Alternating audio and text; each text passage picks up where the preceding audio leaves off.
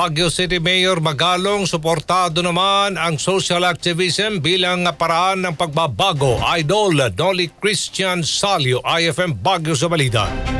Ipinahayag ni Mayor Benjamin Magalong ang kanyang suporta sa social activism sa lungsod. Ito ay anyay nakikita niyang mahalagang paraan upang magkaroon ng tunay na pagbabago sa lipunan. Sinabi niya ang pahayag sa isinagawang Baguio Benguet laban sa korupsyon protest rally sa Malcolm Square. Ito ay bilang tugon sa isu ng malawakang anomalya sa mga flood control projects ng bansa. Batay sa ulat ng Department of Finance, umaabot sa 118.5 billion piso kada taon mula 2023 hanggang 2025 ang nawawala sa pondo ng bansa dahil sa katiwalian. Ayon sa alkalde, ang korupsyon sa bansa ay maituturing na isang organisadong krimen na pinangungunahan pa ng mga politiko habang kasabwat ang ilang kontratista at opisyal na sangkot sa mga proyekto. Binigyang diin din niya na ang Baguio City ay pinahihintulutan ng mga kilos protesta at iba pang anyo ng social activism bilang pagpapakita ng malasakit at tapang ng mga mamamayan, partikular na ang mga kabataan upang isulong ang reforma. Hinihikayat pa ng alkalde ang pagpapatuloy ng mga krusada laban sa mga katiwalian at binigyang diin na hindi dapat ito limitado sa maikling panahon kundi dapat tuloy-tuloy hanggang sa magbago ang pamamalakad ng mga pinuno ng pamahalaan. Kasama mo mula dito sa IFM Baguio, ito sa Idol Noli Christian Salio, Tatak Armen.